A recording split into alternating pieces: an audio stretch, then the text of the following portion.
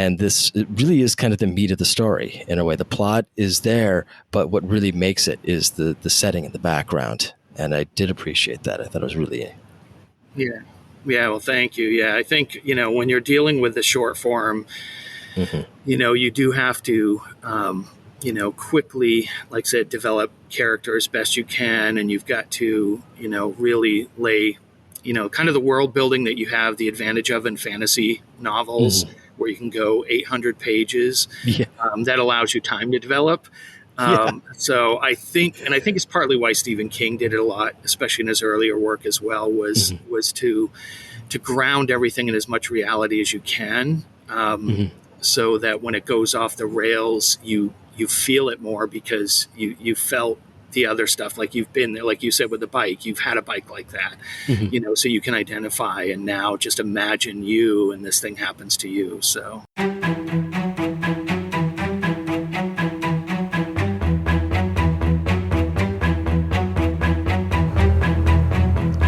Hello and welcome to the podcast Homespun Script. My guest today is horror writer Paul Carro.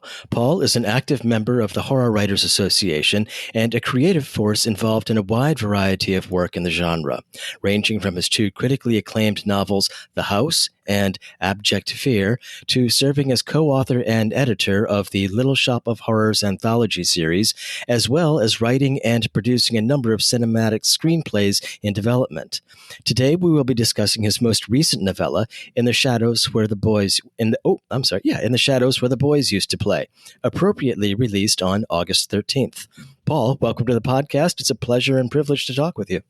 Yeah, hi Nate. Thanks for having me, and I appreciate what you do here. Yeah, sure. My pleasure. So tell us a little bit about yourself.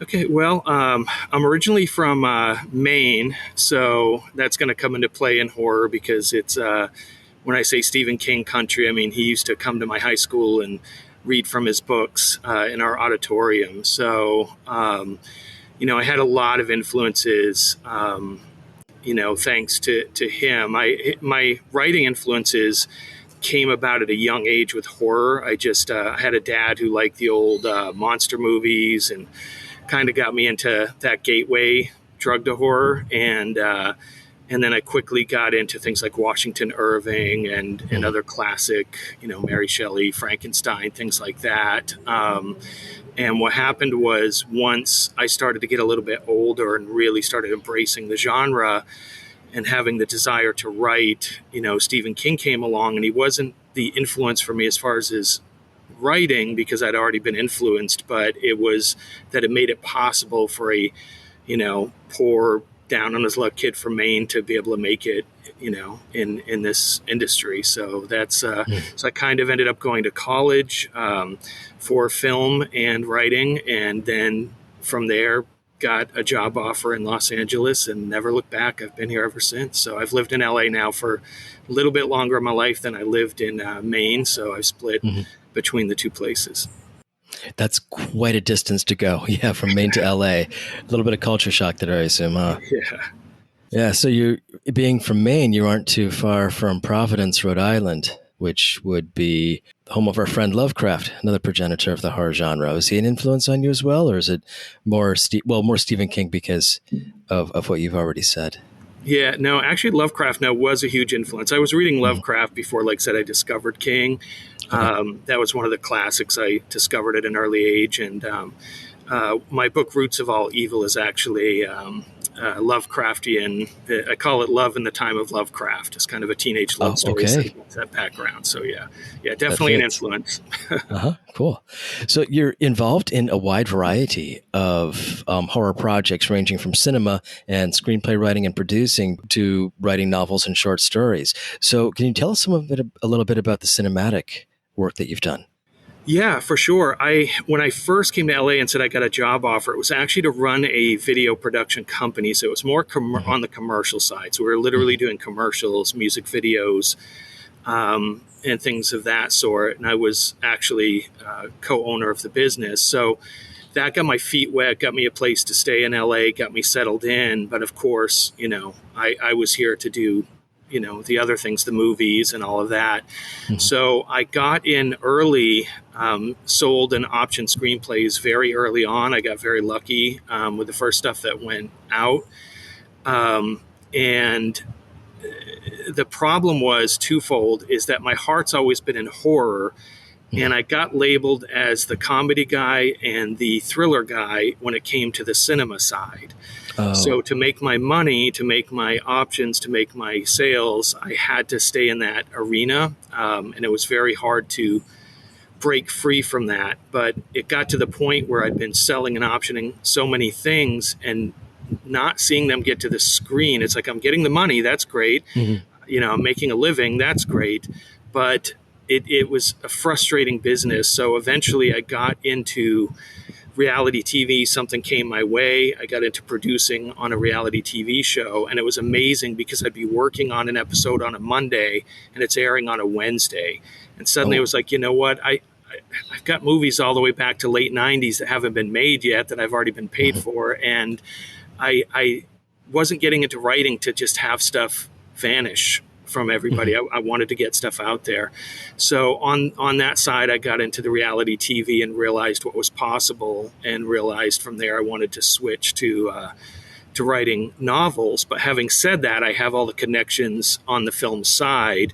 So I'm not going to lie that I'm not out there shopping my books as I write them, to producers and working on some deals behind the scenes as we speak. But the difference is, in the meantime, people are actually able to read my stuff, and it's been really, really rewarding. On the pure cinema side right now, though, there is two young directors from my neck of the woods in Maine that are now the Winchester brothers, not related to the Supernatural show, but really talented young writer-directors, and I'm working with them on a pure screenplay project with the intention of them to direct. So I'm producing there, and then also working on a movie called Hitchcock, Nebraska with horror director Rolf Konevsky.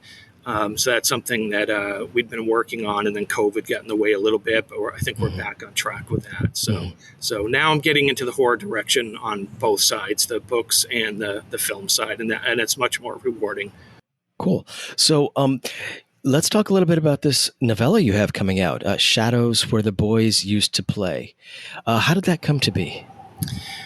Well, that was originally, what happened was this, the anthology series that I do with my nephew. My nephew is also a great author, and we came together, under tough circumstances. It was my, mother's funeral, and he's back east, I'm over here. And during that, we reconnected and had been wanting to do a project for a long time. And finally, I had this idea for a long time. And I was like, you know what, why don't we do this together? We can do the first 3 volumes before I turn it into a traditional anthology, which was my intention. And so we visit 12 coffee shops around the country for every volume and let the setting determine a story.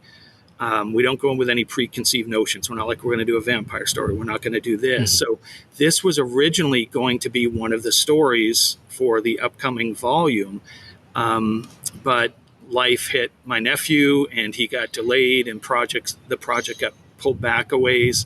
And at that point, this story was just really speaking to me and was becoming bigger and bigger and longer. And I finally said, you know what, this should be its own thing. I don't want to, push this into this other project. And so from there, it became this novella, my first technical novella I'm releasing. And it came about, it came about basically from the setting I was telling you about that let us decide how to write the story. There was a school on the way, to this particular coffee shop that I would pass often. And it was just frightening looking, and it never had any students there, but it was not closed. It was an open school, but it always seemed abandoned, and it was quite frightful. And so from that, things started to come to me, and that's where this one came from. Okay, that's interesting. My next question was about to be, how did you get an abandoned orphanage out of a coffee shop? And so I can totally see that connection. So yeah, let's talk a little bit more about that setting and what we're in what I took to be kind of a non-specific South American country. I'm being visited by a priest who definitely gives off some Boston vibes. I'm not sure how much either of those really matters, though, since the real meat of the setting is that of the abandoned orphanage. And in fact, the meat of the story seems to be the setting. And I'd love to hear more about your process on like developing. You mentioned developing this setting, and you mentioned that you saw this weird school, and it reminded me a little bit of like how many horror stories are based in kind of an insane asylum or something like that. Were you going in that direction? Was that in your mind? Well, it was, the setting's actually Romania is a real place. It's actually where Transylvania is. Okay. Yeah. And it's, completely missed that. I thought it was South American. So no, it's a real place. And I've always, had that fascination, like I said, going back to the classics. So to visit the country that Transylvania is located in, and sort of a right now a war-torn part of the world, but basically they really have had a problem with orphanages over the years there, and a problem with abuse, and we're talking about into the early 2000s before the issues started being really addressed. So I happen to just be aware of it through people I know. Like I said, being in LA, you meet people from all over the world, and this was a topic of discussion in my past with someone I know. And I was like, okay, you know what?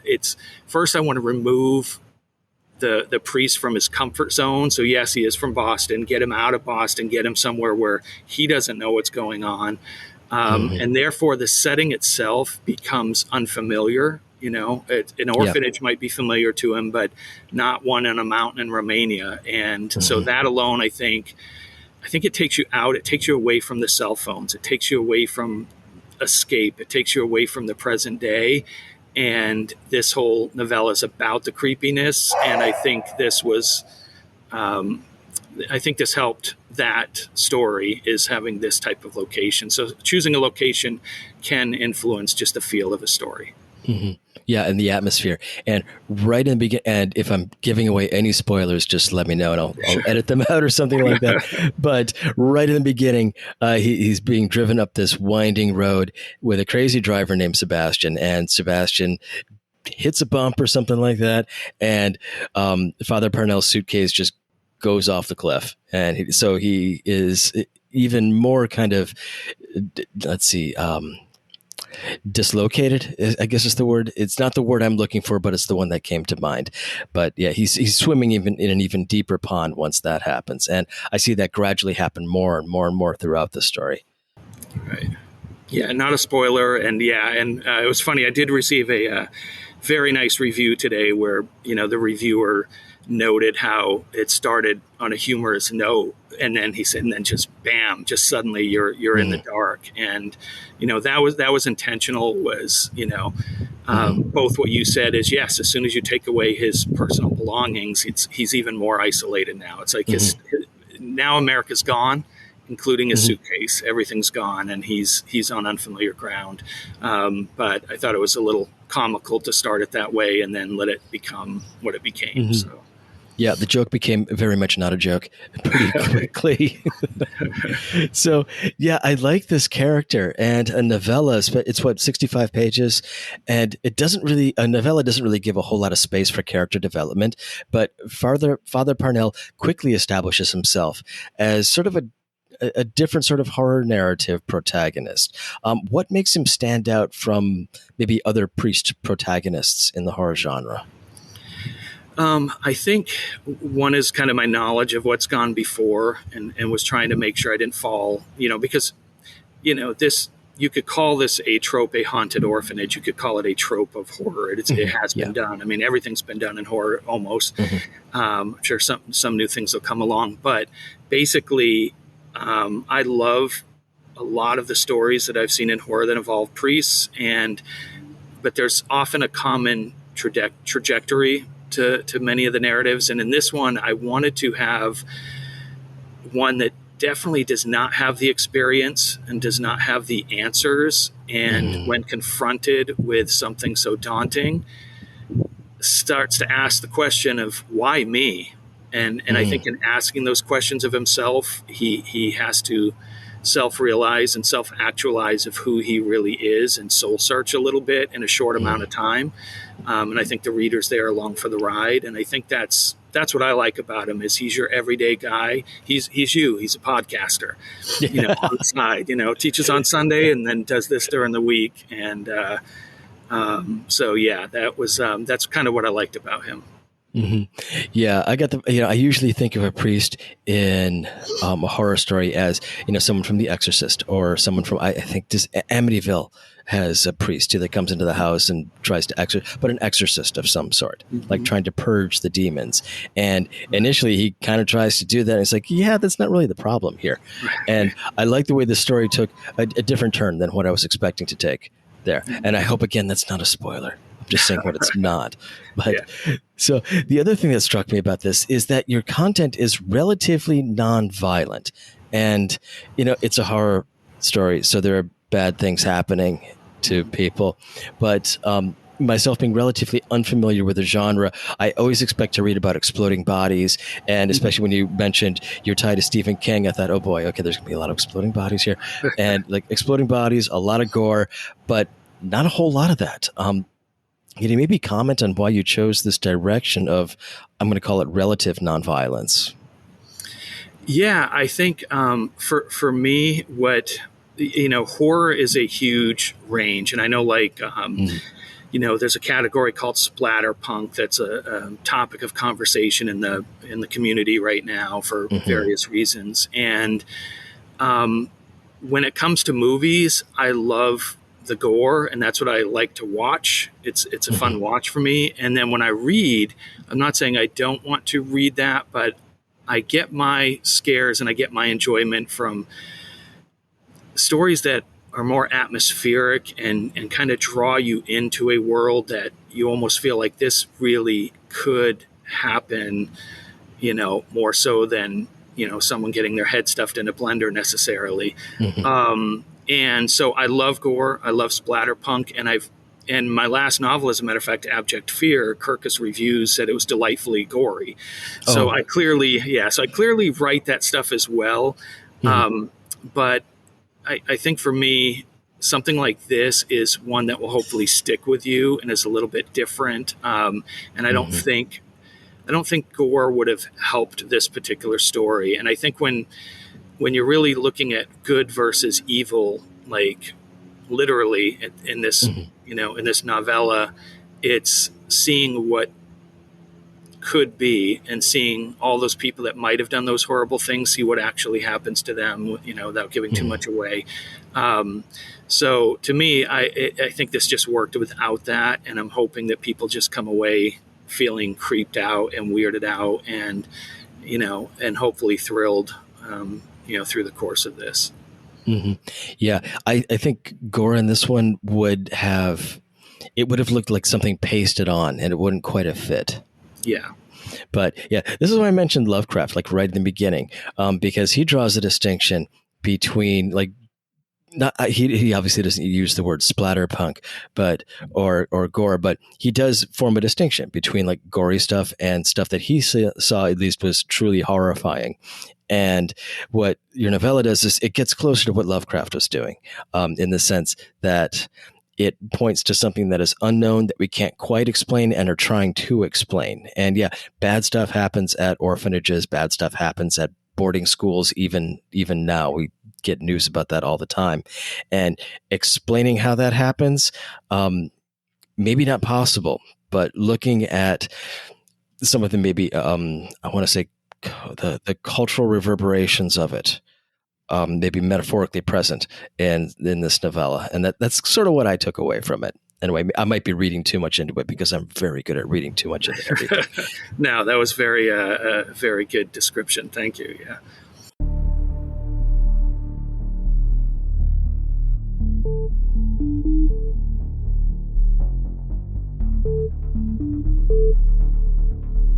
So let's talk a little bit about, I read a couple of the short stories in your anthology, The Little Coffee Shop of Horrors. And the one you recommended, I read the first and the last. And the first, the one about the handoff, I think it was, and the candy house. Right. And I read the candy house more closely. And maybe could you maybe talk a little bit about that one? I do have some ideas about it, but I'm curious what your thoughts are. Sure. Well, the candy house is really interesting because, so once again, we go into a coffee shop and you let the setting, like I said, determine the story. So in this particular coffee shop I was in, I happen to have been there this week again. As a matter of fact, it's called 10-Speed Coffee. So there's an actual bicycle and bicycle parts hanging in the coffee shop. And the bicycle is an old bicycle. It's an old school bicycle. And looking at it reminded me of the one that Mrs. Gulch, as she was called in Wizard of Oz, rode. So that was kind of where the story got its, start. But then this is where Maine, and this is actually another Stephen King thing, came into play. There was a house near where I grew up. So that part of the story is actually true. That looks exactly like the house that I, put on display in the candy house. And I literally was terrified to pass that on my bicycle. But I would have to pass it to get to this movie theater. So I actually did used to ride, a crazy amount of miles to get to the movie theater when I was young. We didn't have one in our town. And so that part was autobiographical. But that house, the rumor was that Stephen King had been trying for years to be able to get it on the cover of one of his books. And the family, whoever owns it, they just wanted nothing to do with this place. It was just abandoned and left as was. And so, of course, it developed a very scary legend in our town. But boy, it was creepy looking. And he never secured the rights. He never got it on any of his covers, as big as he got. So that's kind of where that story came from, was the two things, was being terrified of Mrs. Gulch, the Wicked Witch as a kid, and then that house as well. And the two combined, I'm like, oh, what would scare me more than having those two things together? And there you have this kid riding by and discovering a terrifying, somebody following him. So, yeah. And again, you have so many little details in such a short story. All the 80s references are right. Did you ride your bike 3 hours to see a movie or not? Yeah, I actually did. Yeah. You did? Yeah. That's I nuts. did. Yeah. Was it Ladyhawke? I don't know if Ladyhawke was one, but I definitely, but I definitely saw Ladyhawke and loved it as a kid. Yeah. So. Yeah, and even when I saw it as a kid, that soundtrack, it made no sense to me at the time. And even now, looking back at it, I'm thinking, wow, is this epic in kind of a facetious way, or is it like truly very interesting? Right. Yeah, I didn't know the Alan Parsons Project wrote the soundtrack to that, but it tracks with all the synth stuff. Yeah, it was such a bizarre thing, but it was such an amazing movie, and at the time fantastic. I remember thinking that, and it just, but yeah, the soundtrack was so bizarre, and I don't know to this day, like you said, I don't know, was it genius or was it just out of time? I don't know. Yeah, and a few other things. Let's see. The description of his 10-speed bike. I remember having a bike very similar to that, where the chain would always fall off all the time. It's okay, you got to do this to get the dang on thing back on, and a big pain in the neck. And I think I've heard that song St. Elmo's Fire at like a Walmart or a Home Depot. And he was singing along with that at the end. I'm having the tape and the Walkman. But these little details do set the atmosphere, because this is a very different kind of setting than what we would encounter right now. I mean, we're both Gen Xers, I think, but going back to now I'm sounding old. A time before cell phones, a time before this, where the options that Cooper's his name, right? Yeah. The options that Cooper has when he is in this difficult situation are very limited, and all he can really do is just ride his bike really quickly and hope for the best. You can't call anyone on a cell phone. The problems with the camera and all that stuff. Yeah. So those details really do add to the overall setting, and that's one common theme. Not common theme, but common aspect of both the novella and the short story is that you construct the atmosphere and the setting so well. And this really is kind of the meat of the story in a way. The plot is there, but what really makes it is the setting and the background. And I did appreciate that. I thought it was really well done. Yeah.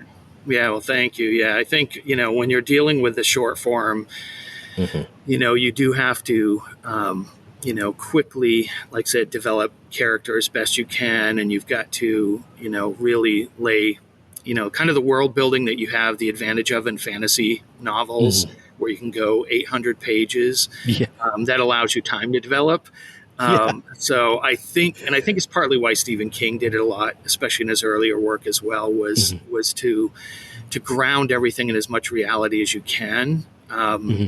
so that when it goes off the rails, you feel it more because you felt the other stuff, like you've been there, like you said with the bike, you've had a bike like that, Hmm. so you can identify and now just imagine you and this thing happens to you. So yeah, but thank you for Hmm. those words. Thank you. Cool. So, what movies or works of literature keep you up at night these days? Well, the there's a lot. I think for films, I have the luxury of being able to see almost everything that comes out. And I'm a Hmm. horror junkie. Since college is really where I started, like every single Friday or Thursday night, whatever is the new movies come out. And I don't wait. I see every horror movie the second they come out. So, bit of a horror junkie on that aspect, but I would say there are certain ones that just over the years, like The Exorcist, of course, but Hmm. not even going back that far, like The Descent. The Descent is just to me Hmm. a wonderful film that is one of my top 10, of all time. The Conjuring, when I talk about ghost stories and I talk about, this novella I just did is, you can say what you want about jump scares and things like that, but I just thought The Hmm. Conjuring just kept you on edge through the whole thing. Hmm. Um, so movies like that. And then as far as the books, I will read a lot of newer stuff coming out. I will read a lot of my peers' work, and kind of too much to mention here. But to me, still going back and revisiting, there was an author, Charles L. Grant, used to do these anthologies that Hmm. were called Shadows, and just the original Books of Blood by Clive Barker. Those were Hmm. kind of when I was getting to the age where I could understand the next level of horror a little more, Hmm. like to understand how horrible man could be in the Hmm. Oh mix of yeah, all of these sure. monsters.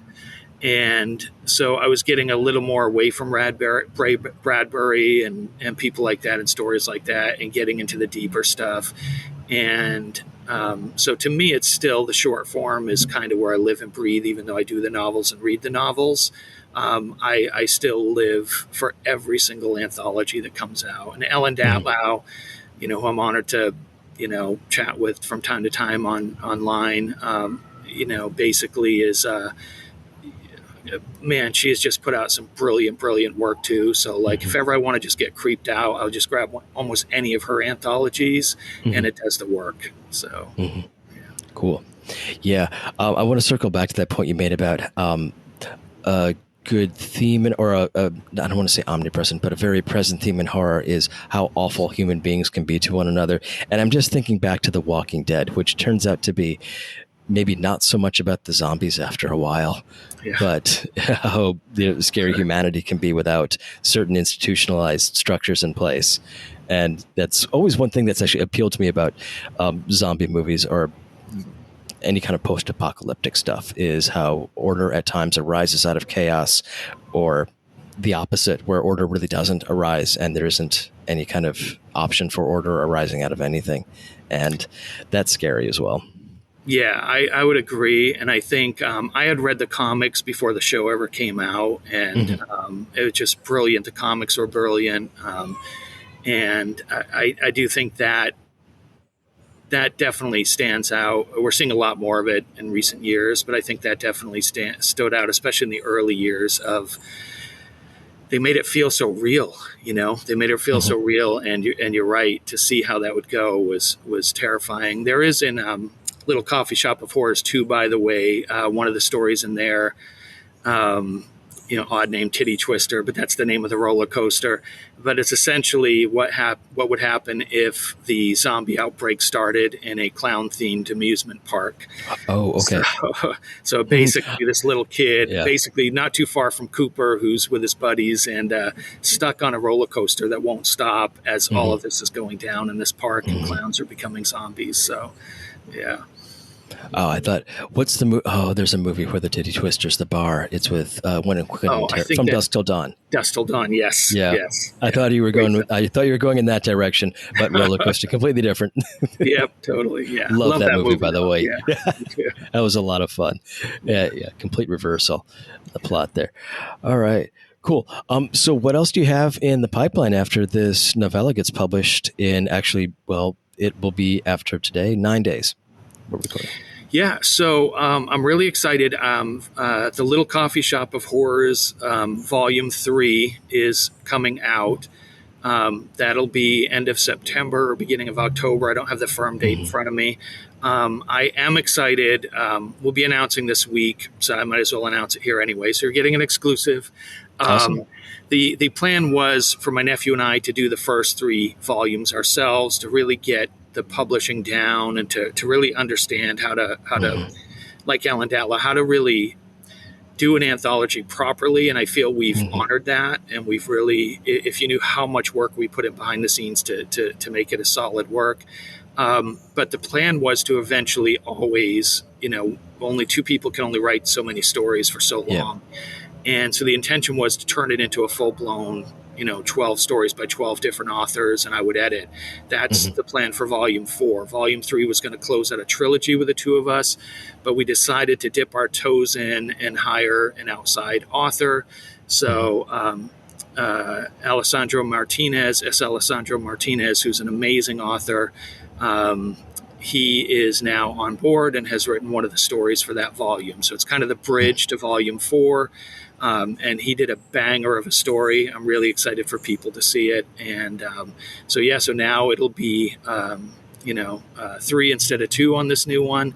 And then from there, it'll turn into a more traditional anthology in the future. So there's that. And then I have a second novella that'll be coming out early next year that I'm very excited about. And I kind of did the novellas for a little bit of a reason, is I tend to write door stoppers, really long books.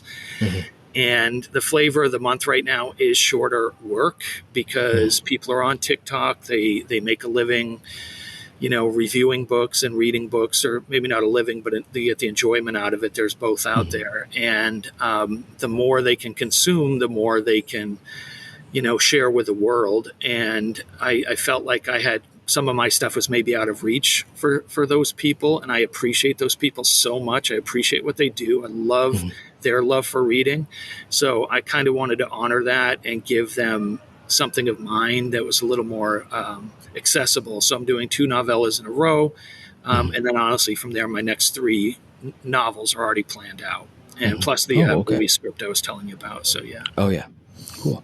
So are you self-published on these novels, or are you through an independent press?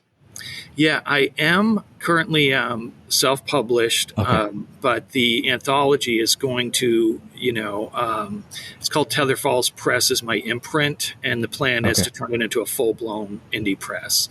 So that's the future. Yeah, and that was kind of why we're testing the waters the way we were with this. So I tend to go that route. Having said that, Abject Fear was actually developed with a traditional publisher. And unfortunately, shortly before publication, their publishing arm went under. They're actually a media company, publishing company. So they do TV, film, etc. And the publishing arm, unfortunately, got shut down shortly before. So luckily, I had things in the contract to get it back easy enough, and ended up publishing it that way. So I like to say that one was developed, with a traditional publisher. But in the end, I ended up publishing it. And part of that, like I said, is when I talked about the movies, was getting stuff out there. And even with traditional publishing, and don't get me wrong, I would look at that in the future. I would consider that.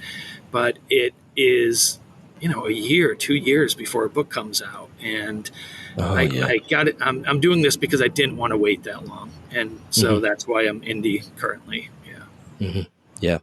Well, with the connections you have, I imagine it might be a little bit easier to maybe market things than for other people. Yeah. There's definitely a handful of people that are very generous in looking at my stuff. Okay, Yes. cool. Great. Awesome. Well, look forward to it in the future. So, Paul, I know you're at an event right now, and I appreciate you taking the time to talk with me. And yeah, it's hey, been a great conversation. I look forward to reading the rest of the anthologies because I've only read 2 out of the many stories in those, and I quite enjoyed both of them. So yeah, and I wish you the best of luck as an author in the future, and as a screenwriter as well, and everything you do. Awesome. Thank you so much. And thanks for doing this podcast. I was actually listening to it, catching up, and I love what you're doing. And I just think this is fantastic. And I really appreciate you doing this. And I had fun. So thank you. Okay. Well, thanks. I appreciate that. Okay. Thanks.